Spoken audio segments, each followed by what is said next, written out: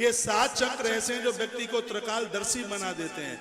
एक आपको आप सुनना चाहें तो घड़ी लगा के 1.5 मिनट में, अब जब प्रसंग आ ही गया है तो 7 चक्र की मैं बात करूंगा। सबसे पहला चक्र है मूलाधार, जो रीढ़ की हड्डी जहां समाप्त होती है, कूल्हे के नीचे इसका स्थान है मूलाधार। ये बड़ा अद्भुत है और इसके द्वारा कर्म इत्यादि की सुरक्षा, काम करने में मन लगता है। जब मूलाधार चक्र विकृत नहीं होता, व्यक्ति काम करते करते कभी थकता नहीं।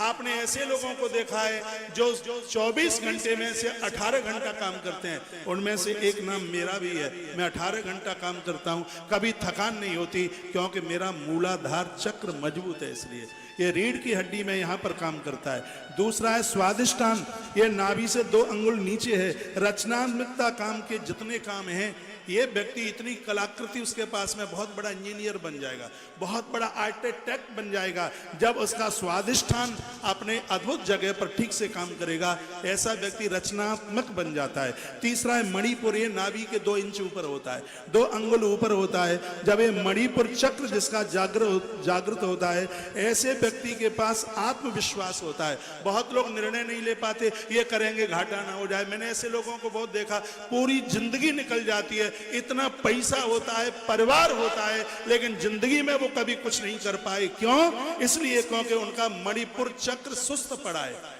ये नाभि के पीछे इस जगह पर मणिपुर चक्र होता है। इसका ये जागृत हो जाए, वो जिस काम में हाथ डाल दे उस काम को पूरा होना है, उसे कभी घाटा हो ही नहीं सकता। प्राणायाम के द्वारा ये सब जागृत हो जाते हैं।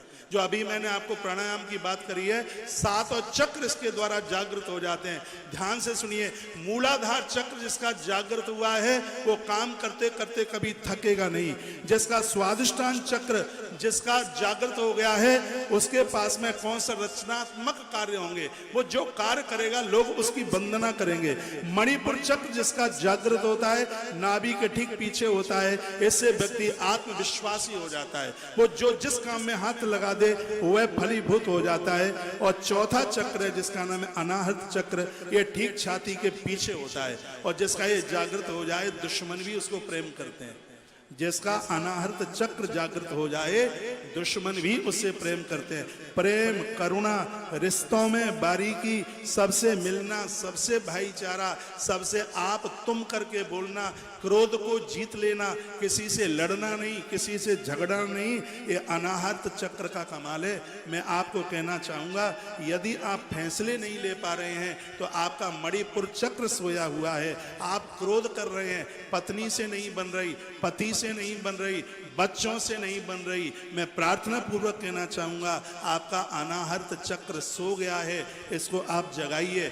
जिस दिन ये जाग जाएगा, एक घर ही नहीं, एक गांव ही नहीं, एक जिला ही नहीं, एक प्रदेश ही नहीं, पूरी धरती आपकी होगी।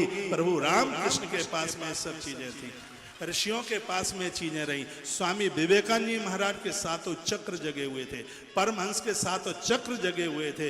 वह बात मैं आपके बीच में कर रहा हूं। और यह कठिन काम नहीं है, ये 7 चक्र सबके जागृत हो सकते हैं। आपको दुनिया को 24 घंटा देने के लिए समय है, लेकिन आपके पास में 20 मिनट स्वयं के लिए नहीं है। आप तो इतने बड़े कंगला हैं, आप तो इतने बड़े दरिद्री हैं कि आपके पास 20 मिनट स्वयं को देने के लिए नहीं है।